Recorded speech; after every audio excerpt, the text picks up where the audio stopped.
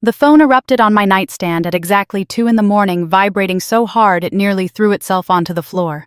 At first I let it ring. Nothing good ever comes at that hour. But it kept going, 5 rings, 10, 15, like someone pounding a fist on my bedroom door. When I finally answered, my dad's voice crashed through the speaker, frantic, breathless, already on the edge of hysteria.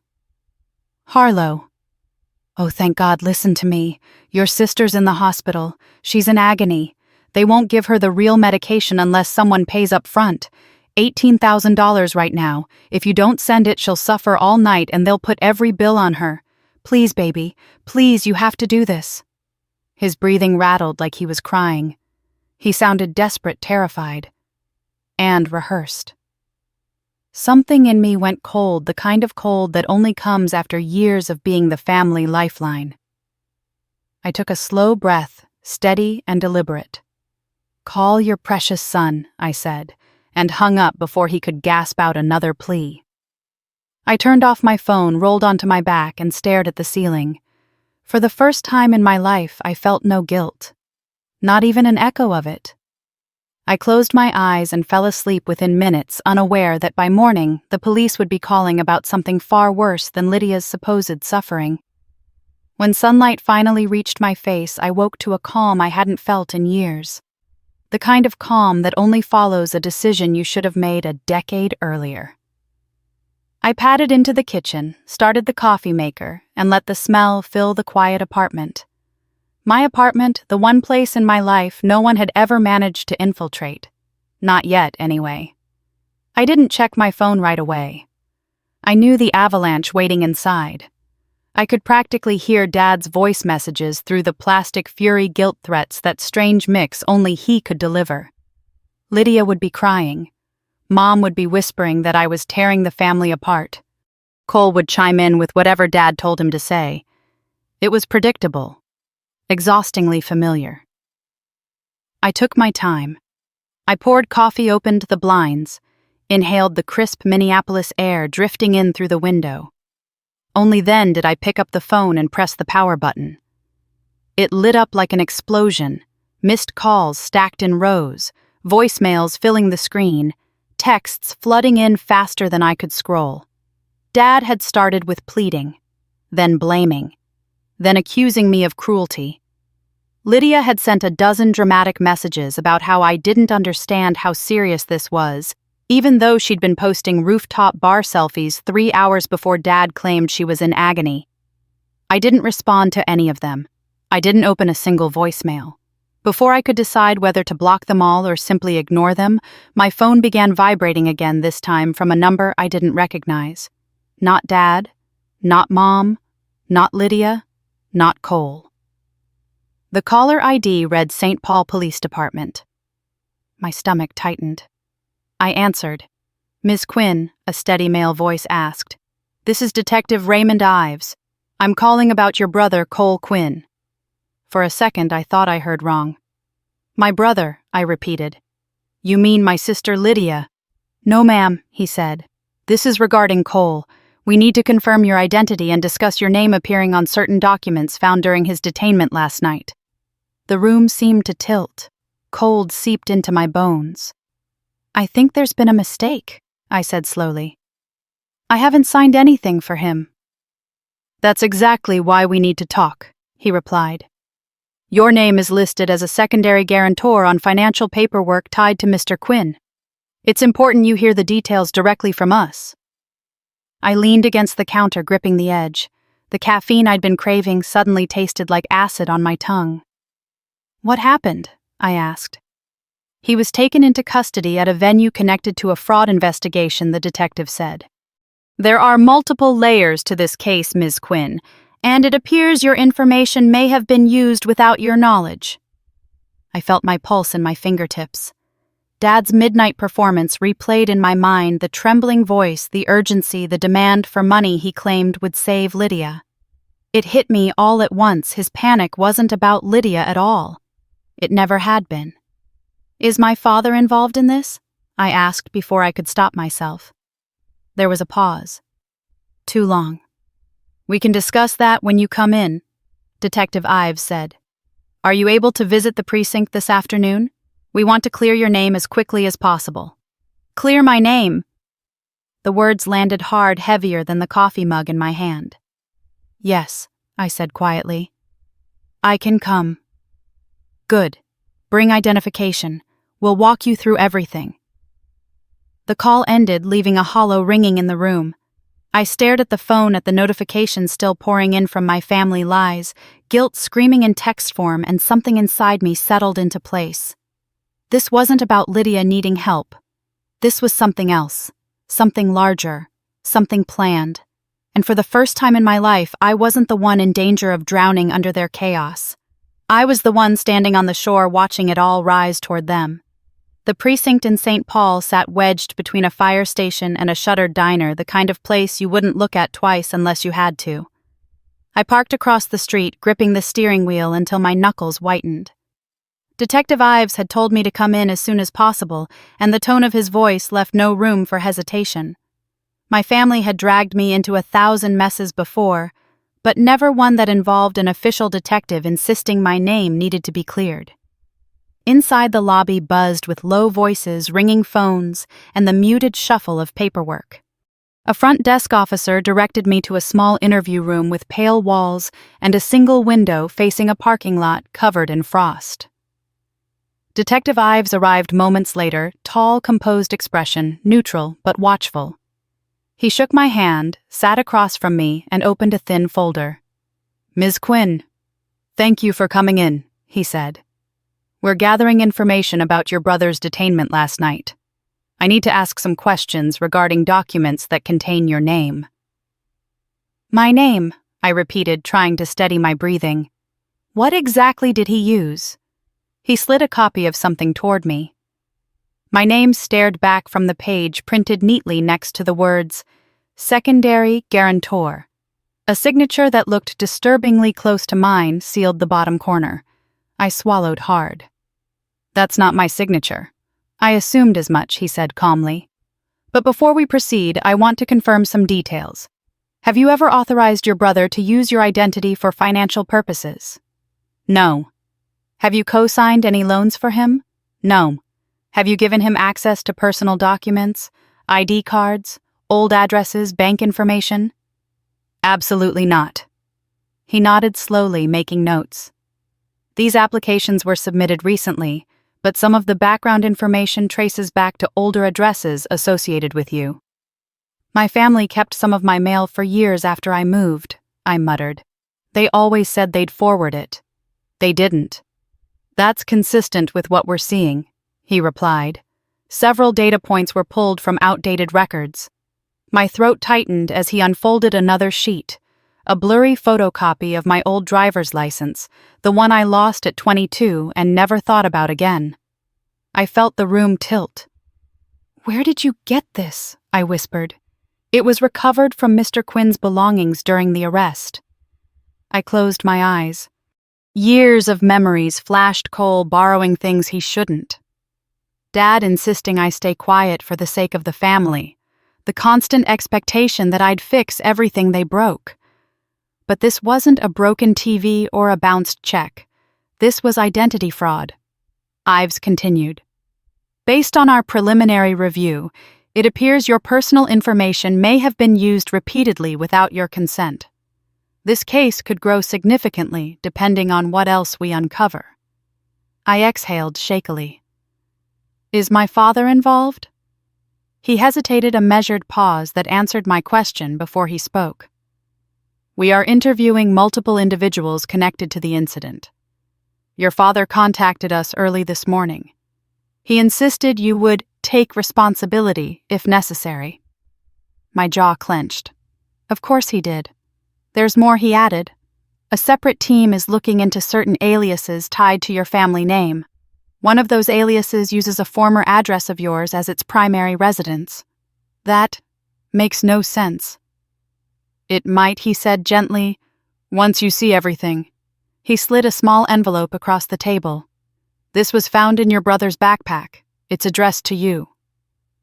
My fingers trembled as I opened it. Inside was a torn scrap of notebook paper with a few rushed words in Cole's handwriting. "I didn't want this to hit you, too. Dad said you'd understand." Don't be mad. I'll fix it. My stomach twisted. The same pattern, the same excuses, just delivered from a holding cell instead of my parents' living room. I looked up. What did he mean by, "Don't be mad"? Ives folded his hands. We're not sure yet. There's a list that accompanied the note. He pulled out another sheet. A handwritten column of names, some crossed out, some circled. Next to several were numbers. Death dates. Something coded. One name had been circled twice, M. Darren, Whisk. I didn't recognize it, but the double circle made my skin crawl. What is this? I asked. We believe these are individuals connected to your brother's activities. Some are being investigated for gambling-related offenses. Some have outstanding warrants. And my father's role. That's what we're trying to determine. Outside, a car horn blared muffled through the glass. Inside, the silence stretched thin and sharp. Ives finally said, Ms. Quinn, I want to be clear. You are not a suspect, but the use of your information complicates the case. We need you to be cautious. Cautious, I repeated. It felt small compared to the storm unraveling around me. The safest thing, he continued, is to distance yourself from your family during this investigation. A humorless laugh slipped out. Trust me, that part won't be a problem. He closed the folder and stood. We'll contact you as soon as we have more details. I walked outside into the biting air, the cold stinging my cheeks. My phone buzzed non-stop with new messages. My father's fury, my mother's sobbing, Lydia's dramatics, Cole's apologies. That meant nothing. All of it blurred together noise I no longer intended to carry. I drove away from the precinct with one truth settling inside me like a stone. This wasn't about one forged signature or one night of chaos. Something much larger was moving beneath the surface. And for the first time I realized I wasn't just cleaning up their mess. I was in it. I sat in my car outside the precinct for a long minute, staring at the scrap of paper Cole had left for me. Dad said you'd understand. It was such a familiar phrase, such a predictable excuse that it barely registered as surprising. But the list beneath it, the names, the numbers, the circled line hung in my mind like a warning I hadn't learned how to read. By the time I pulled into my apartment building, my phone was already lighting up again. Not with Detective Ives this time. With them. My family. Dad. Answer your phone. This is your fault. Mom Harlow, please. He's terrified. Please come home. Lydia. I'm literally shaking. Why would you make this worse? Why didn't you help last night? This is spiraling because of you. Another from Dad. If your brother ends up in prison, it's on you. I stood beside my parked car, letting the messages roll in without opening any of them. If it weren't so familiar, it would have been almost funny the way they coordinated their roles without ever admitting it. Dad was always aggression. Mom was always guilt. Lydia was always melodrama. Cole was always the poor boy who needed saving. I climbed the stairs to my apartment in silence, the hum of the hallway lights buzzing low overhead. As soon as the door shut behind me, the weight of the detective's words came back. Your father contacted us early this morning. He insisted you would take responsibility if necessary. It made sense in the most twisted way. He had trained me to do exactly that for as long as I could remember. Growing up, I was the only one expected to think ahead. When Cole wrecked Dad's car at 17, Dad told me it was my fault, because I should have known better than to let him borrow it. When Lydia melted down over missing a dance recital, somehow that was my fault too for not reminding her of the time.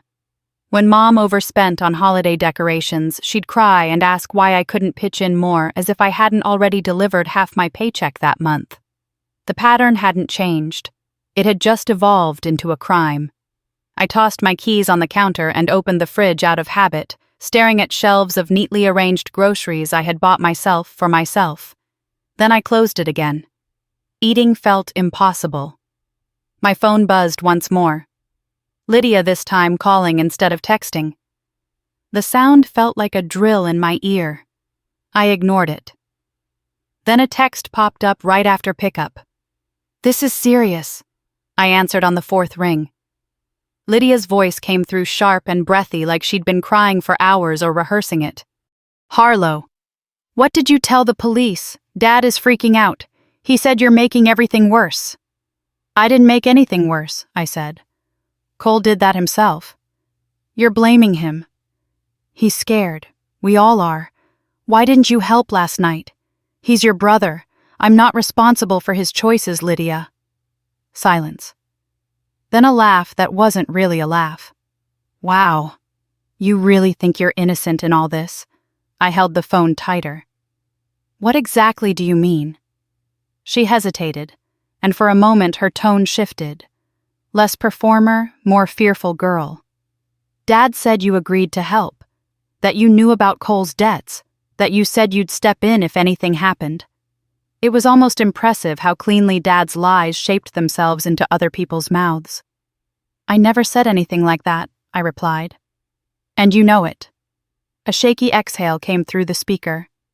Then, "Why did I see your signature at the loan office?" she asked softly. The room froze. I closed my eyes. "You were at the loan office?" More silence. Then Lydia whispered, "I can't talk about this on the phone."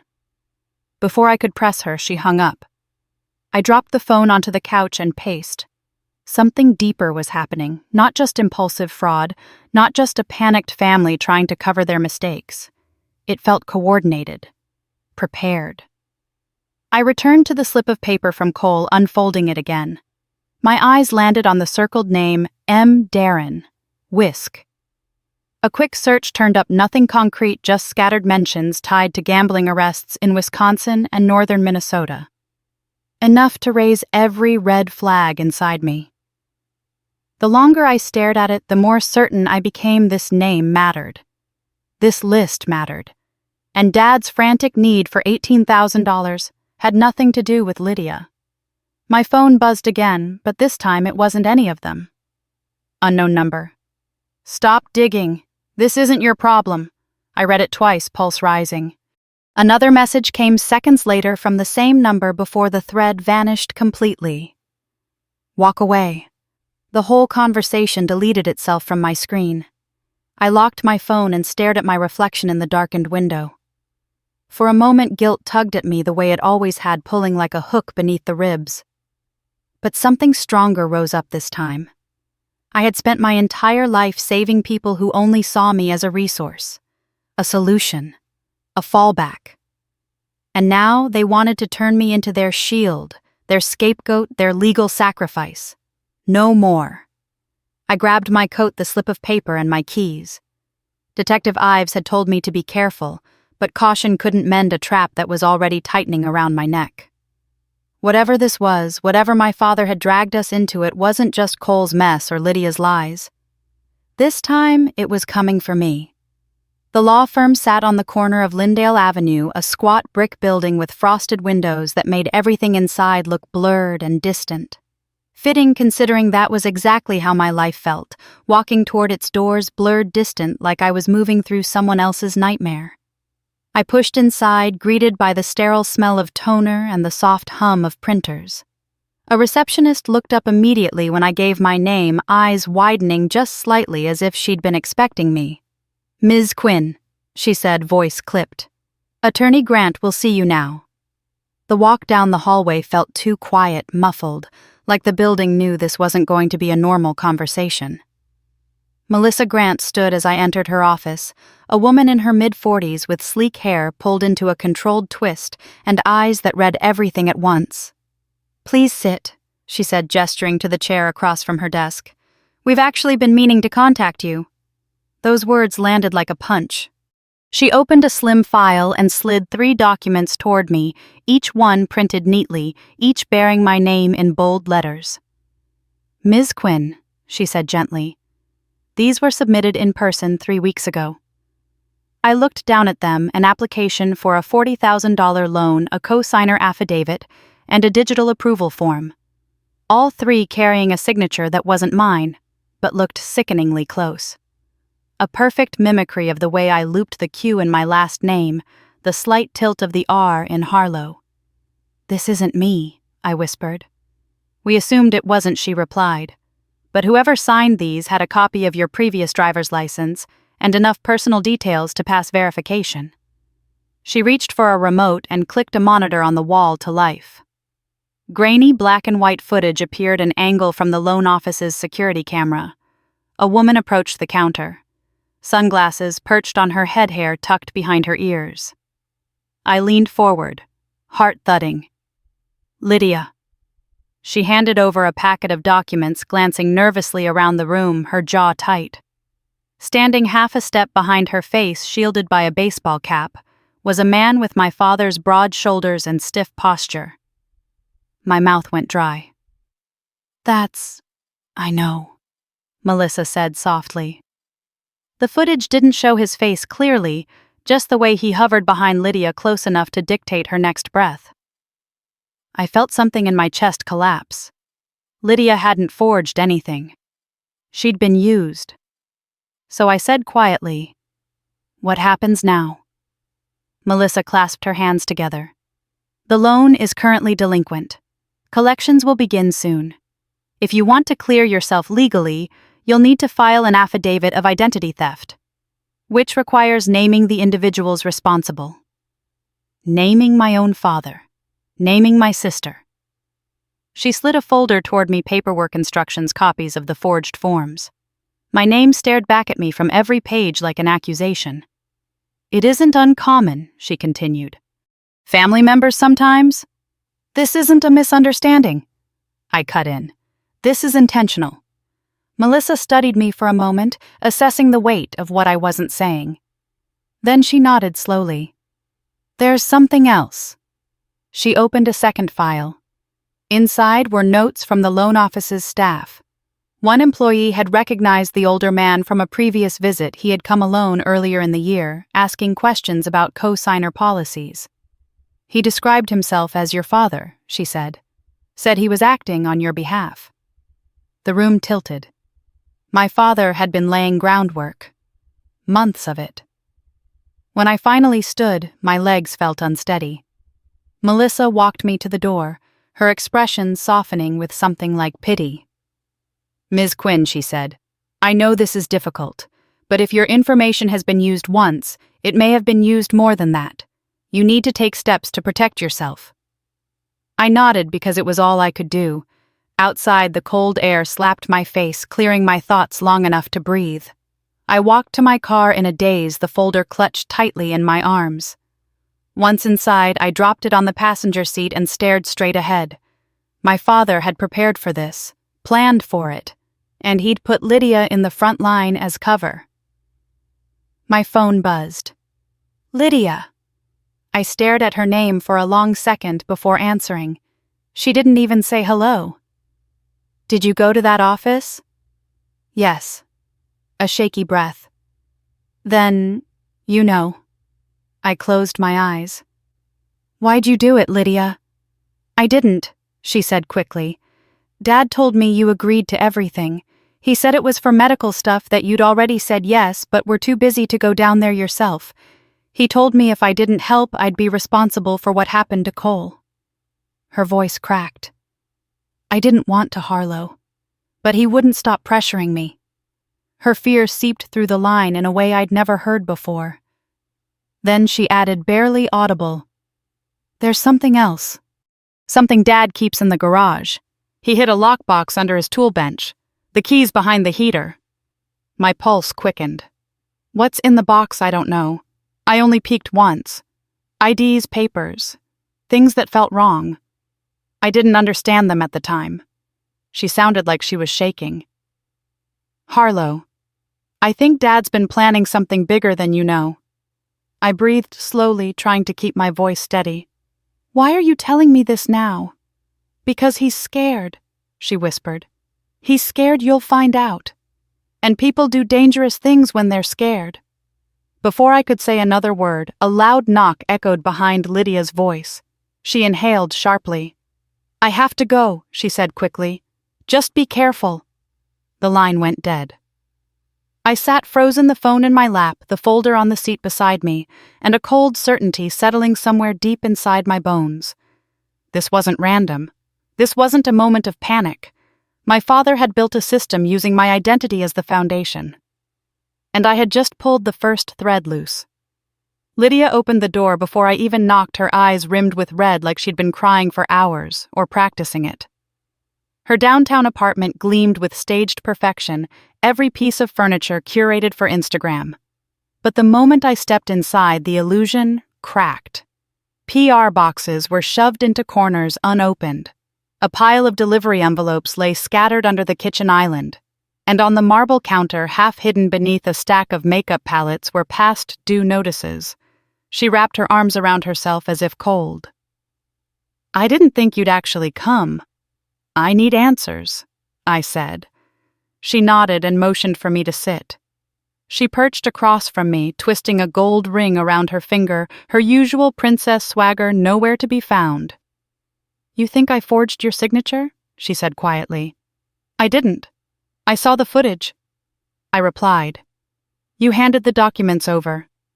She took a long, shaky breath. "Dad said you'd already agreed to help. He told me you were just too busy to go in person.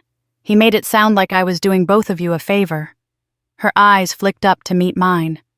"I swear, Harlow, I didn't know what was in those papers." I studied her face, the fear, the exhaustion, the guilt. For the first time, she looked like a person, not an influencer mask stitched together with filters and self-promotion. "What did he tell you the loan was for?" I asked. "He said Cole needed medical treatment," she said, voice trembling. "He said everything was collapsing and that you were the only one who could help us. He said if I didn't bring the documents in, I'd be responsible for whatever happened to Cole." I felt my jaw clench. It was the same script he had used on me my entire life, twist responsibility until it strangled you. "And you believed him?" I asked. Lydia let out a bitter laugh. "I always believe him. He knows how to get into my head. He always has." Her eyes darted toward the window as if expecting someone to be watching. "There's more," she said. "Something about Cole. Something Dad didn't want anyone to know." I leaned forward. "Tell me." "He's not just in debt," she whispered. "He's been tied to some kind of gambling network for years. Not the small stuff, the kind that crosses state lines. Minnesota, Iowa, Wisconsin. I overheard Dad on the phone once. He said Cole was in too deep and needed a reset. Dad actually used that phrase. Like this was just a bad weekend, not a felony. Pieces slid into place. The list from Cole's envelope. The circled name. The detective's hesitation. My father's frantic demands. "And Dad?" I asked slowly. "He's been covering for Cole for so long he's drowning too," Lydia said. "He told me once that you didn't need the money anyway. That you'd always step up, because you're the responsible one." Responsible. The word tasted bitter. Lydia pressed a trembling hand to her forehead. "I'm scared of him, Harlow. You don't see it because you've been gone for years. But he's different. He has these late-night calls, drives out for hours, comes back angry. He threatens to cut me off from everything if I don't do what he says. He controls everything, my rent, my accounts, my brand deals. I'm drowning." Her voice cracked real and raw. I didn't even post the morning after Cole was arrested because I was terrified he'd see anything he didn't approve of. I let her words settle. All those pictures she posted, luxury brunches, perfectly posed smiles, sunlit vacations, they were just shadows hiding panic. Then Lydia stood, walked to her bedroom, and returned with a small brass key tied to a blue ribbon. "Dad keeps things in a lockbox under his tool bench," she said. "I found it once when I was looking for Mom's storage bins. He has papers in there, old IDs, your name. I didn't understand any of it then, but now I think he's been planning something." I took the key from her cold, heavier than it should have been. "What else did you see?" I asked. She hesitated. I don't know what the documents meant, but Dad freaked out when he realized I'd been near it. He told me to stay in my lane and that Harlow was built for this. I didn't understand what he meant. Built for this. The phrase made my skin crawl. And the key I asked. He doesn't know I took it, she said quietly. I wanted to show someone. I just didn't know who. Cole won't listen. Mom won't question him. You're the only one who sees through him. For the first time, Lydia's eyes softened, not pleading, not manipulative, but terrified. I think he'll do anything to keep you from finding out what he's hiding, she said. Anything. A coldness settled over me, the kind that steadies rather than frightens. Why tell me now, I asked. Because he's scared, Lydia whispered. I heard him last night. He said if you didn't pay, he'd have to use Plan C. I don't know what that means, but the way he said it was like he'd been preparing for years. I stood pocketing the brass key, the weight of it anchoring every decision I'd made since that first 2 a.m. call. I need to look at that box, I said. Lydia followed me to the door, clutching her robe around her. Just be careful. Okay, Dad isn't who you think he is. I paused on her threshold, meeting her eyes. I think I'm finally starting to figure out exactly who he is. Outside, the same black SUV from before idled across the street, engine silent, headlights dark, watching. I didn't flinch. Instead, I got into my car, locked the doors, and drove toward Mapleton with the key warm in my fist. Whatever my father had been building, whatever lies he'd layered over my life, I was done being the foundation holding it all up. The drive to Mapleton felt longer than it ever had, even though I'd taken that route 100 times growing up. The sky hung low with gray clouds, the kind that made the whole world feel muted. My thoughts churned with every mile, Lydia's trembling voice, the brass key in my pocket, the threat hovering behind every choice my family had made. By the time I turned onto my parents' street, the wind had picked up, carrying the smell of snow on its edge. The driveway was empty. Their silver SUV was nowhere in sight. Good. I didn't want to see them. Not yet. I stepped out of the car, the cold snapping at my face, and walked toward the garage. The keypad still used the same 4 digits, Cole's birthday. Of course it did. The door rolled upward with a groan, revealing the familiar mess of tools, crates, and half-finished projects Dad always said he'd get around to, but never did. The moment I stepped inside, the scent hit me, sawdust, motor oil, and the faint tang of something metallic. It felt like stepping back into childhood and into a trap at the same time. I walked straight to the tool bench. Old boxes were stacked haphazardly around it, but beneath them, exactly where Lydia said, was a small wooden crate with a padlock. I knelt down, fitted the brass key into the lock, and turned it. It clicked open with unsettling ease. Inside was a black metal lockbox, scuffed and dented like it had been moved around too many times. My pulse thudded in my ears as I opened it. The first thing I saw was an ID card. My face stared back at me.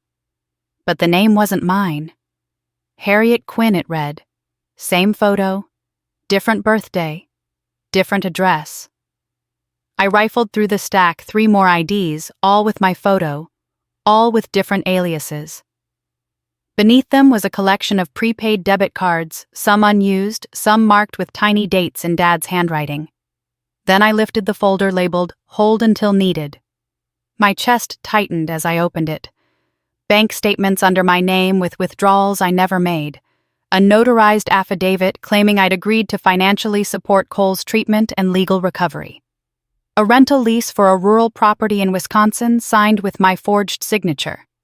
Even a typed letter addressed to a law firm confessing I had aided in the mismanagement of family funds. The room spun. This wasn't sloppy desperation. This was premeditation. I reached deeper into the folder and found a sealed envelope marked, If Harlow Refuses. My hands shook as I opened it. Inside was a confession letter handwritten to look like mine. It detailed my role in funneling money into illegal gambling operations. Attached was a photocopy of a check from an old account I'd closed years ago, altered to show a transfer I'd never made. A cold wave washed over me. My father had built an entire legal narrative designed to destroy me if I didn't comply. I sank onto the concrete floor, the envelope limp in my hands. For a moment, everything felt far away, the buzzing in my ears, the heaviness in my chest, the betrayal that ran deeper than anything I had ever known. He had planned this. He had always planned this. I forced myself to breathe, to move, to look again. At the bottom of the box, half buried, I found a second key, silver, this time attached to a small metal tag, Unit 47, Crescent Storage. I stared at it, heart pounding. One key led to another, one secret stacked upon the next. Whatever was in that storage unit, it mattered, and Dad hadn't expected anyone to find it. Footsteps crunched on the gravel driveway. I froze. The garage door's shadow flickered, stretching across the concrete floor. A second later, the door swung open, slamming against the wall. My father stood in the frame, eyes blazing, jaw tight. His coat was unbuttoned, his breath fogging in thick clouds as he stepped inside. "What the hell do you think you're doing?" he demanded, voice low and dangerous. I stood slowly, clutching the silver key in my fist where he couldn't see it. The lockbox sat open between us like a crime scene. "Looking at the truth," I said. His face twisted, fury warring with fear. "Some things in this house don't belong to you. That's my face on those IDs I snapped, my name on those papers, my life you're trying to hijack." He stepped forward, towering over the box. "You don't know what you're talking about." "I know enough," I said. "Enough to see you've been preparing this for a long time. Enough to know you're not trying to protect the family, you're trying to protect yourself." His expression flickered, fear, guilt, something darker, but then hardened. "If you keep digging, you won't like what you find." The threat hung in the air between us like smoke. I held his gaze. Maybe not, but I'm done being blind. For a heartbeat, neither of us moved. Then he lunged for the lockbox, snapping it shut and clutching it to his chest, as if it were the last piece of control he had left. "You walk away now," he said through gritted teeth, "and you forget you ever saw this." I didn't move. Didn't blink. He stared at me, realizing I wasn't backing down. A muscle twitched in his jaw. "This isn't over," he said quietly. And then he stormed out of the garage, slamming the door so hard the walls shook. I stood alone in the dim light, every instinct telling me to run, to hide, to get as far from this house as possible. Instead, I closed my fingers around the silver key. Whatever he thought he had buried, I was going to dig it up. My father's footsteps were still echoing in my ears long after he slammed the garage door. I stood in the cold, dim light, the silver storage unit key burning against my palm, trying to steady my breathing. I'd never seen him like that, cornered, shaken, almost afraid. And fear didn't sit well on him. It made him dangerous. I walked to my car deliberately, each step measured. Before turning the engine on, I locked every door and checked the mirrors twice. Only when I felt the steady thrum beneath the steering wheel did I let the tension in my shoulders ease a fraction. Halfway down the street, my phone buzzed. "Detective Ives." I hesitated before answering. "Harlow Quinn." "Are you somewhere safe?" he asked without introduction. I glanced at the rearview mirror, half expecting my father's SUV to appear. "For now." "I've been reviewing information tied to your brother's detainment," he said, "and cross-referencing some discrepancies. There's something you should know." My stomach tightened. "What kind of discrepancies?" "Financial ones. Your father's name is showing up more than expected, and your name is being used in ways we need to discuss." The garage scene replayed in my mind, the lockbox, the fake IDs, the forged documents, the envelope marked, "If Harlow refuses." "We can talk soon," I said. "I'm not at home. You need to stay somewhere safe," Ives repeated, "and keep your distance from your father. This is bigger than your brother." "Believe me," I said quietly. "I know." He paused as if wanting to push further, but holding back. "Call me when you're ready to come in." I hung up and tossed the phone into the passenger seat, gripping the wheel harder as I drove back toward Minneapolis. The clouds had thickened into a dull gray blanket, and the road looked darker than it should have. Everything in me felt tightened to a wire. My father's threat replayed over and over. If you keep digging, you won't like what you find. I finally pulled into my apartment's garage and parked in a corner slot far from the entrance. Before I could reach the elevator, someone stepped out from behind the concrete pillar. For a split second, my heart jumped. Then I recognized the bundled figure. Lydia.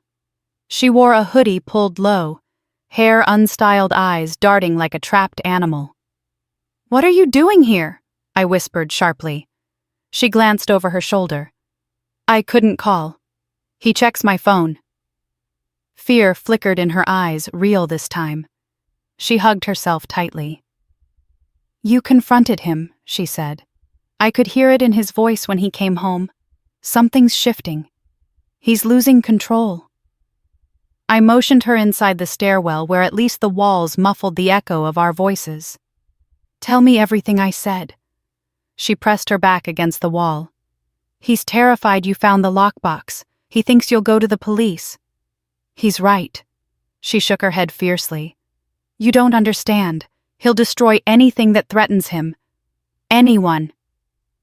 I let the silence settle. "You said you overheard him before. About Cole being in too deep." Lydia nodded. "It's more than gambling debt. There are people, dangerous people that Cole owes. Dad has been shielding him, making arrangements, moving money around. And using my name to do it," I said bitterly. She flinched. "He said you were the responsible one, the stable one, that you owed it to the family." That word again, owed. My father didn't believe in love or fairness or accountability, only debt. Emotional, financial, he extended it, collected it, enforced it. "He forged my signature," I said. "Multiple times." Her eyes filled with tears. "I know. I saw some of the papers. That's why I gave you the key. But there's something else." I waited. She wiped her eyes with the sleeve of her hoodie. "Dad didn't want me near that lockbox. But once, a few months ago, he had it open while talking on the phone. I looked inside and there was a photo of you, an old school picture, and a list with your name at the top. A list of what I don't know, but there were columns. Dates, locations. It didn't make sense except your name was circled." A chill ran through me. "He was tracking me, keeping tabs," she said, voice breaking. "He said it was for the family's future." But the way he said it, cold, calculated, I didn't understand until now. I breathed deeply, fighting the urge to punch the wall. "What else did you hear?" She hesitated, then whispered, "He said if everything fell apart, he had a fallback plan." "Me," I said. She nodded. A tremor ran through me, made of anger, and something thinner, betrayal, spun into sharp wire. "There's something else," Lydia said. "He has another lockbox." I blinked. "Another one." She nodded again, pulling something from her pocket. A small brass tag scratched and worn with the number 47 faintly etched into it. "I found this in his coat last week," she said. I didn't know what it meant until now. I pulled out the silver key from my pocket. "Unit 47, I said. "Crescent storage." She let out a shaky breath. "She has a backup for everything." The stairwell felt too small, suddenly the air too thin. "What do you think is in it?" she whispered. "Whatever he doesn't want me to see," I said. A car engine revved in the lot outside. Lydia stiffened. "I have to go before he notices I'm gone," she said quickly. "Please be careful, Harlow. You're the only one he's afraid of." I watched her slip out the back exit hoodie pulled tight, shoulders hunched like she was trying to make herself invisible. When the door clicked shut behind her, I stood alone in the stairwell, the echoes settling like dust. My father wasn't panicking because he'd made a mistake. He was panicking because I had found the first piece of a blueprint he'd been drawing for years, and the next piece was waiting in a storage unit marked 47. Detective Ives told me to stay somewhere safe, But I spent the rest of the afternoon pacing my apartment, replaying every word he'd said, and every word my father had thrown at me in that garage. By early evening, my hands had stopped trembling, but the air felt too heavy, too still. I needed answers, and I needed them now. When the encrypted email from Ives arrived, it felt like the world tilted beneath me. The subject line alone made my stomach drop. Unredacted material. Urgent. I clicked the link and entered the passcode he'd texted earlier. What loaded on my screen made the hairs rise on my arms. A folder titled Quinn Investigation, Supplemental. Inside a video file, then audio fragments, then photos. I opened the video first. Cole sat slumped in a metal chair, handcuffed to a bolted table. His face was bruised, his voice shaky. He looked nothing like the carefree, reckless brother I'd grown up with. He looked trapped, small even. But when the detectives asked who helped him move money, his answer was crystal clear. My dad. He did most of it.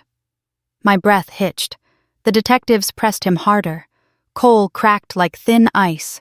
He named names, described routes, explained how Dad coached him to avoid leaving trails, how Dad knew every loophole, how Dad told him I'd cover things like always. I paused, the video fingers trembling. This wasn't new to me, Dad using me, Dad deciding what I owed. But this was intentional, coordinated, criminal. When I clicked the audio file next, a strange static filled the room. Before voices emerged, my father and another man. The second voice belonged to someone named Ray, according to the metadata. She won't question it, my father said in a low voice. Harlow always bails us out. Ray snorted. And if she finally grows a spine? My father answered without hesitation. Then she takes the fall. She has the clean record. The good one. They'll listen to her guilt before they ever look at him. Ray's laugh chilled me. Cold. Even for you. It's survival, Dad said. She'll do what she's supposed to do. She always does. I stopped the audio bile rising in my throat. I wasn't a daughter to him. I wasn't a person.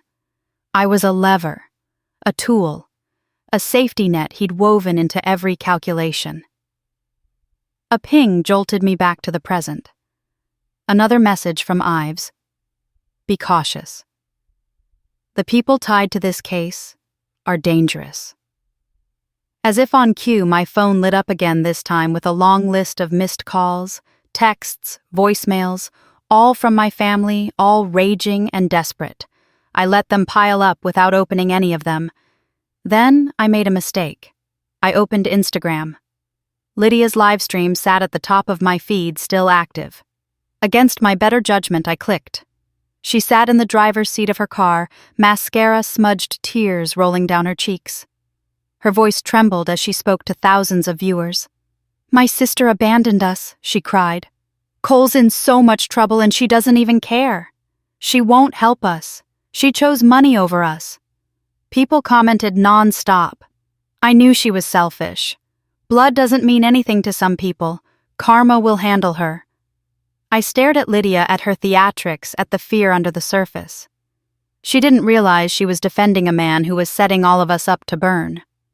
When I closed the app, my pulse hammered in my ears. As if the universe wanted to reinforce the point, a notification popped up from a coworker. Saw the GoFundMe your dad made.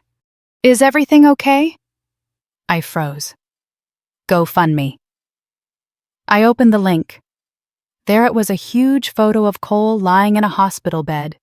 Lydia crying at his side, my father in the background looking devastated. The title knocked the breath out of me. Help save our son. His sister refuses to help.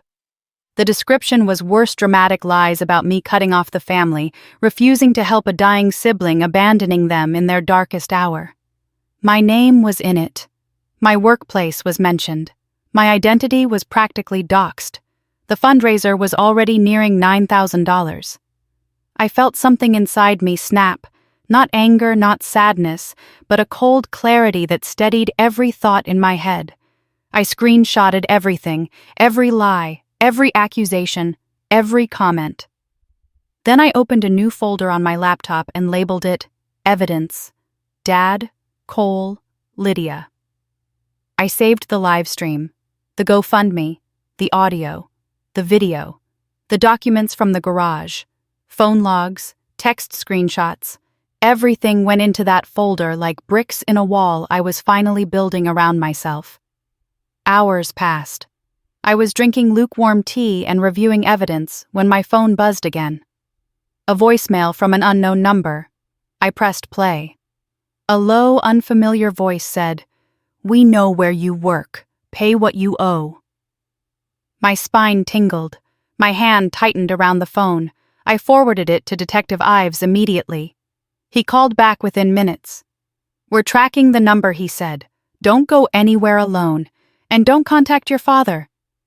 "I wasn't planning to," I replied. After we hung up, I walked to the window overlooking the quiet street below. A black SUV idled across from my building. Its engine was off. Its headlights were dark. But it didn't move. It just waited. A cold chill ran through me. Not fear, not panic, but a deeper certainty settling like steel in my bones. Whatever my father had unleashed, whatever circles he'd been running with, whatever lies he'd spun, I wasn't running anymore. I was ready to fight back. The unedited interrogation file arrived just after sunrise. The sky outside my window still streaked with pale lavender. I sat at my kitchen table with a mug of untouched coffee, my stomach twisted tight as the download bar inched forward. When it finally finished, I clicked play. Cole appeared on the screen, slumped in a metal chair, his wrists cuffed to a table. His hair was a mess, his left eye swollen, his voice hoarse. He looked nothing like the carefree golden boy my parents worshipped. He looked small, broken, terrified. The detectives started gently at first, asking about the fight at the casino, the markers, the hospital incident. But then the questions shifted. Who helped you move the money? Cole's gaze darted around the room like he was searching for a script that wasn't there. When he finally spoke, his voice cracked. My dad. He did most of it. I leaned closer to the screen, hardly breathing.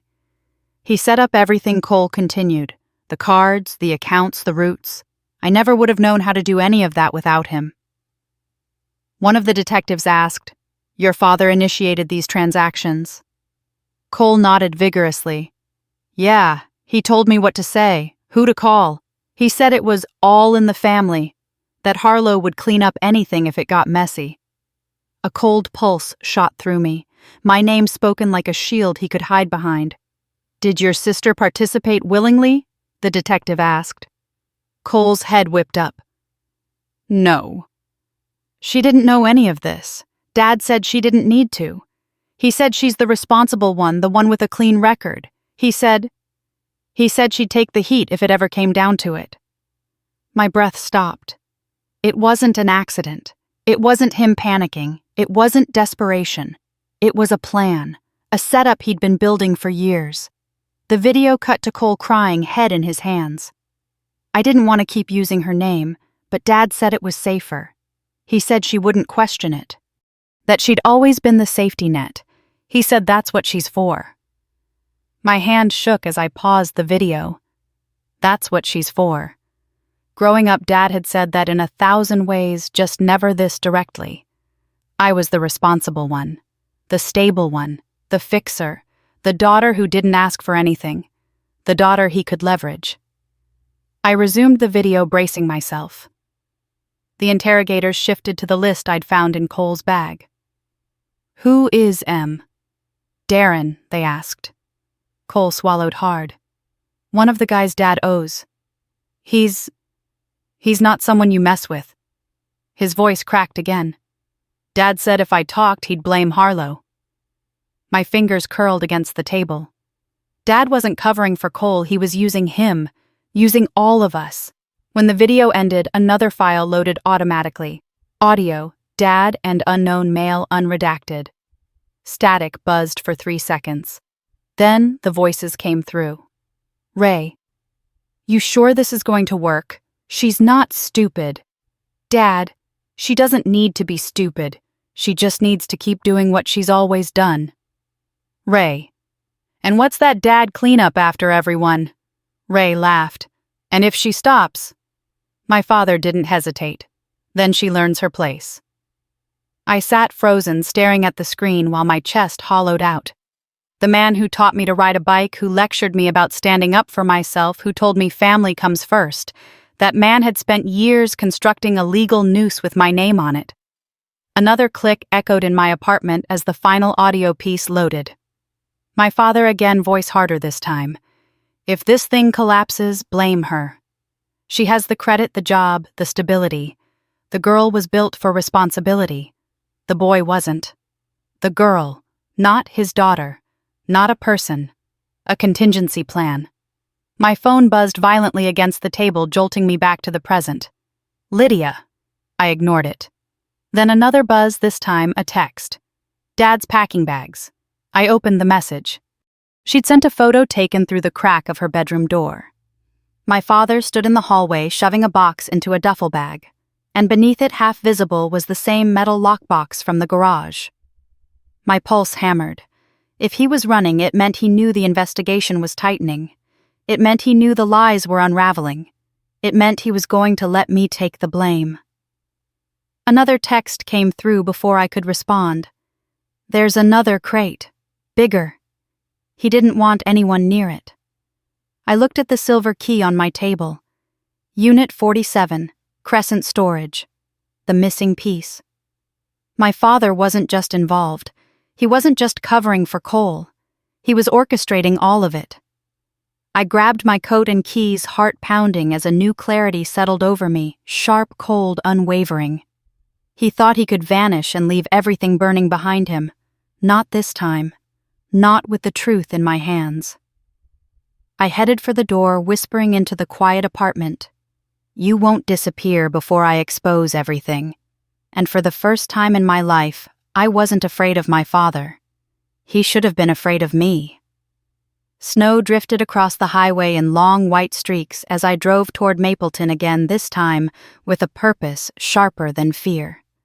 The silver key sat on the passenger seat beside me, cool and unmoving, but it felt alive, like it was humming with everything my father had tried to hide.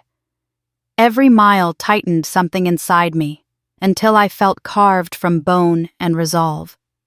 Halfway there, my phone rang through the car speakers. Detective Ives. I answered immediately. I'm on my way somewhere, I said. Make it fast. This won't take long, he replied, breath tight. We pulled new evidence while cross-referencing your brother's interrogation with financial data from Wisconsin and Iowa, and I asked, knuckles whitening on the steering wheel. And your father isn't just connected to the gambling ring, he said. He helped build it.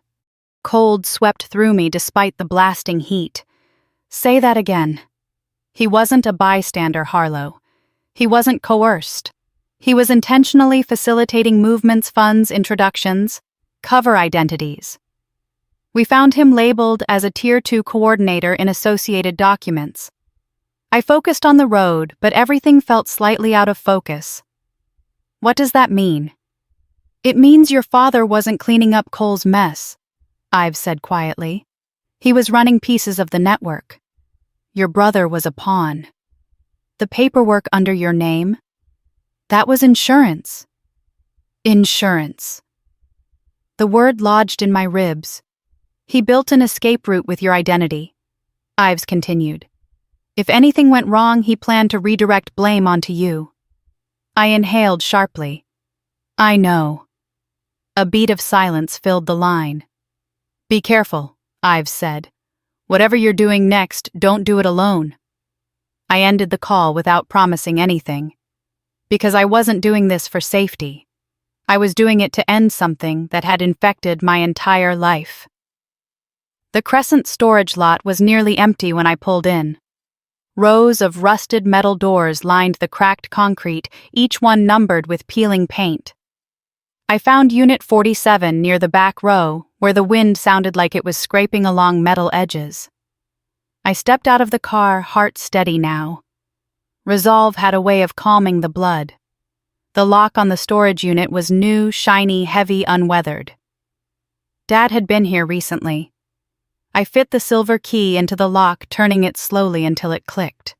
The rolling door groaned upward inch by inch, revealing darkness thick enough to swallow light. I flicked on the flashlight on my phone and stepped inside. It wasn't a storage unit. It was an archive. Cardboard boxes were stacked neatly along the walls, each labeled with dates. A folding table held ledgers, dozens of them filled with columns of handwritten notes in my father's cramped script. Names, payouts, cash drops, IOUs, locations. Near the back, pinned to a corkboard, were photos of me. Not recent ones, old ones, jumping rope in the driveway, at my college graduation, leaving my old apartment years ago, copies of my signatures from old forms, my employee badge photo, my LinkedIn headshot, an entire wall dedicated to the life he planned to use as his shield. A binder sat open on the table titled Plan CHQ. Plan C. Lydia's words echoed in my head.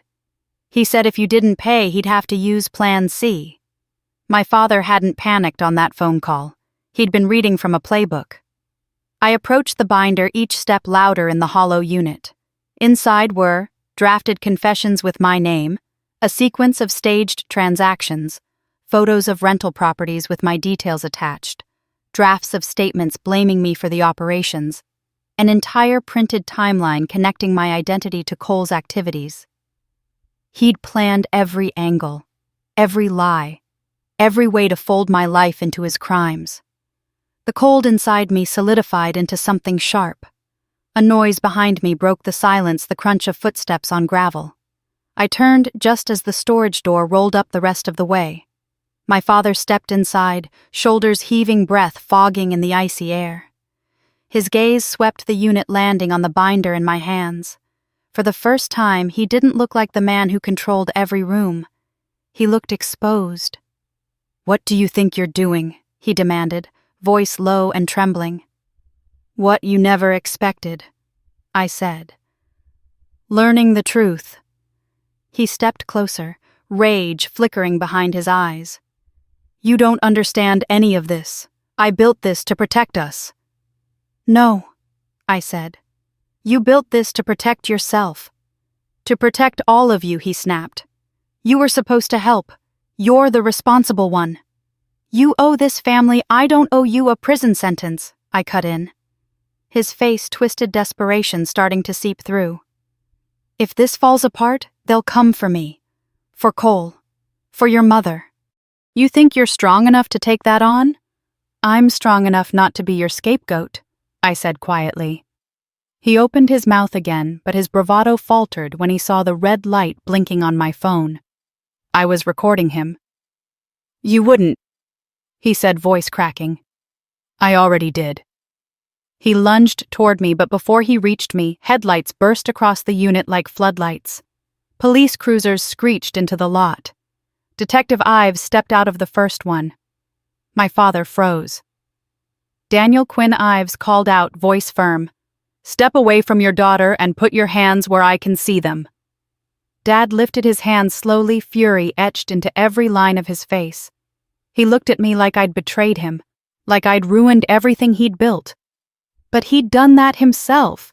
Officers moved in, cuffing him, reading him his rights. "You think they'll believe you?" he shouted at me as they pulled him away. After everything I did for this family, I stepped toward the light, toward the officers, toward the evidence piled in that unit. "They already believe me," I said. Dad's rage finally cracked, collapsing into something hollow, something defeated as they pushed him into the back of the cruiser. Detective Ives approached me slowly. "Everything in there changes the case," he said. "You just dismantled an entire network." I exhaled the breath I'd been holding for years. "I didn't dismantle it," I said. "He did." The wind howled across the frozen storage lot as they closed the cruiser doors. And for the first time in my life, I didn't look back. The interview room was bright in that strange, sterile way only police stations manage: too white, too still, too quiet. I sat across from Detective Ives while he recorded my official statement, every detail from the storage unit to my father's outburst catalogued into the record. My hands shook only once when I described the wall of photos of me, the fake leases with my name, and the binder labeled Plan C. After that, a strange calm took over. Not peace, more like the stillness that follows a storm. When we finally finished, Ives closed the folder and leaned back.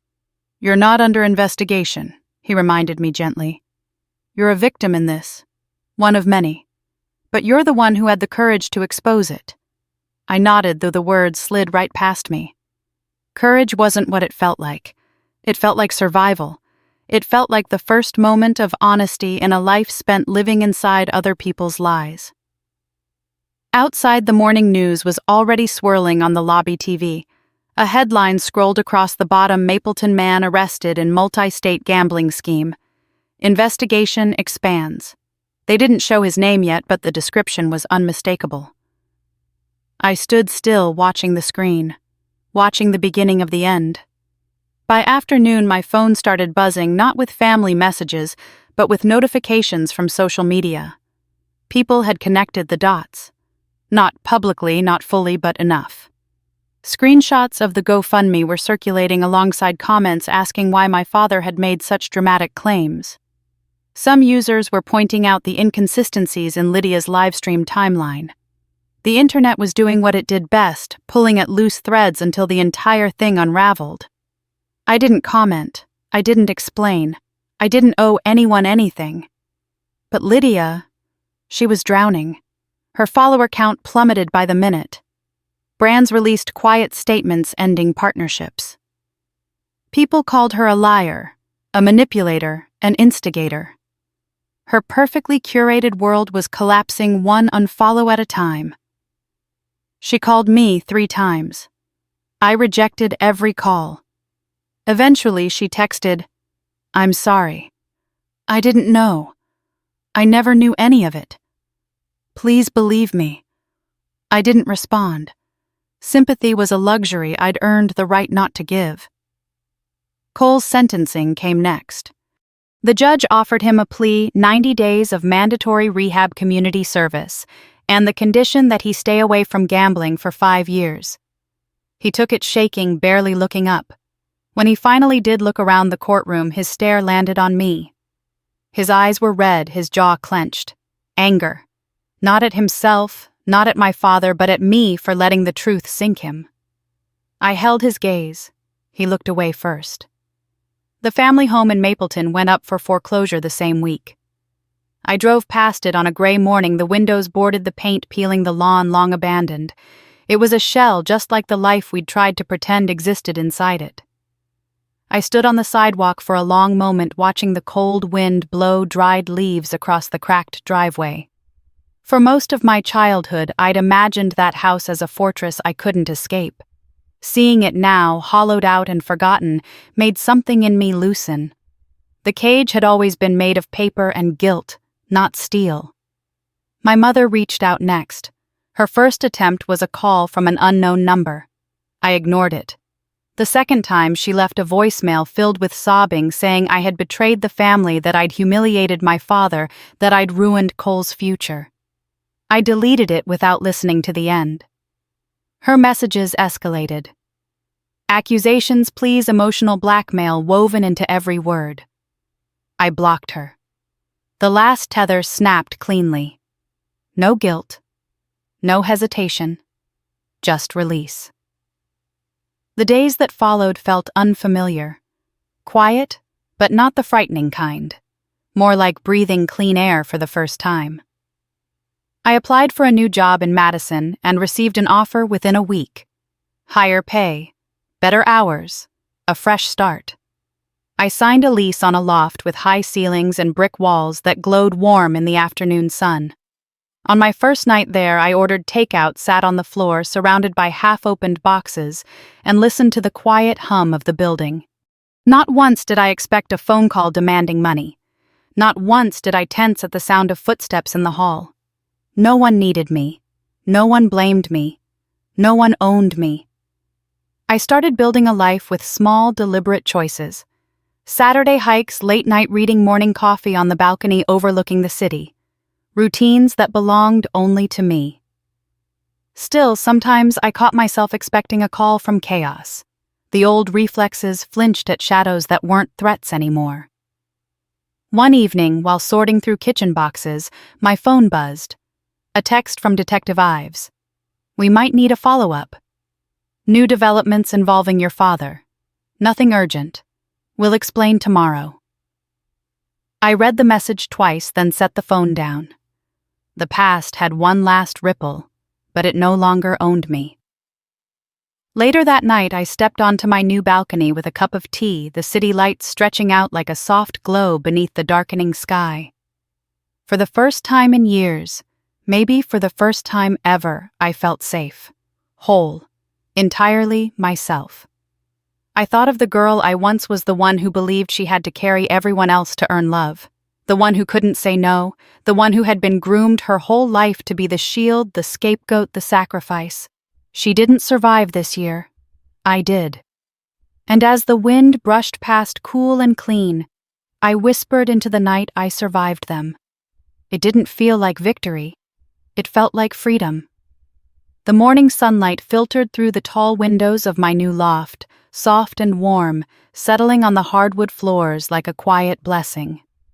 I woke without an alarm, without tension creeping up my spine, without the familiar dread of someone needing something from me before I even had coffee. For the first time in my life, peace didn't feel like a borrowed luxury. It felt like something I owned. I made breakfast, slowly scrambled eggs, toast, coffee from my favorite mug. I ate by the window, watching the city stretch awake beneath the pale Wisconsin sky. Madison felt different, lighter, like every corner held a future instead of a memory I didn't want. My phone buzzed. A number I didn't recognize. I almost ignored it. But something in my gut nudged me to answer. "Ms. Quinn," a man said. "This is Officer Braddock with the Ontario County Sheriff's Department." I paused, fingers wrapping tighter around my mug. "Yes, we've apprehended your father," he said. "He was picked up near the Canadian border early this morning." For a moment the room tilted the way the world tilts when a truth you've always sensed finally steps into the light. "What was he doing there?" I asked, my voice steady despite the cold sliding down my spine. "He attempted to cross at a private fishing access point near Lake of the Woods," Braddock said. "He had a large sum of cash, multiple forged IDs, and a ledger containing financial records relevant to several open investigations. There was also evidence suggesting he intended to flee the country. Of course he was running. That was his final plan all along: disappear, leave the wreckage behind, and let the fallout swallow whoever was easiest to blame." I exhaled slowly. "Is he being transported back to Minnesota?" "Yes," the officer replied. "But before we took him into custody, he asked to leave you a message." I felt myself brace, shoulders tight, breath thin. And what was it? Braddock cleared his throat, reading from what sounded like a note. He said, and I quote, "Tell her she ruined everything. Tell her she walked away when we needed her most." There it was, his final manipulation, his final accusation, his final refusal to see the truth. I didn't flinch. Not this time. "Officer," I said calmly, "please add this to your report. I didn't ruin anything." He did. I walked away because I finally understood that surviving isn't betrayal. He paused, then spoke quietly. "I think you needed to say that." I did. I replied and ended the call. I set my phone on the table and stepped onto the balcony, letting the morning air wash over me. It was crisp, clean, honest. Everything my childhood home had never been. As I leaned against the railing, the memories came in a soft rush. The little girl who learned responsibility before she learned freedom. The daughter who believed sacrifice was a form of love. The young woman who let guilt drown her until she couldn't recognize her own voice. She wasn't here anymore. I wasn't that girl. Behind me, my phone chimed a new email from Detective Ives with updates on the case. Lydia's cooperation, Cole's progress in rehab, court dates. paperwork. Loose ends finally tightening. But none of it sparked fear. It sparked closure. I made myself a cup of tea and sat by the window again, writing in the journal I'd started when I moved here. Not complicated reflections, just truths. Family isn't who you bleed for. Family is who doesn't ask you to bleed at all. Peace isn't something you earn. It's something you choose. And I choose it now. Later that afternoon, I drove to a quiet lake just outside the city. The water shimmered under the sun, calm and glassy. I stood at the shoreline, the silver storage unit key, the last physical piece of his schemes, glinting in my palm. For a moment, I held it tight, feeling the grooves press into my skin. Then I tossed it into the lake. It hit the surface with a soft plunk and disappeared beneath the ripples. Gone, just like the hold he had on my life. I walked back to my car lighter, freer, breathing deeper than I had in years. At home, I cooked dinner, turned on soft music, and let myself enjoy the small, quiet rituals of a life finally belonging to me. Before bed, I opened the balcony door and let the cool air drift in. City lights blinked below like tiny stars. Somewhere far away, the past was settling into the shadows where it belonged. And I finally was stepping into something brighter. If you've ever carried a family that never carried you back, maybe you understand what it feels like to finally put that weight down. Maybe you know the relief, the fear, the courage it takes to choose yourself for once. If you've lived something similar, or if you're still climbing your way out, share your story in the comments. I read everyone, and this community has a way of reminding all of us that we're not alone. And if you want more stories about strength, justice, and finding your voice after years of being silenced, stick around. Hit like, subscribe, and stay with me. You belong here.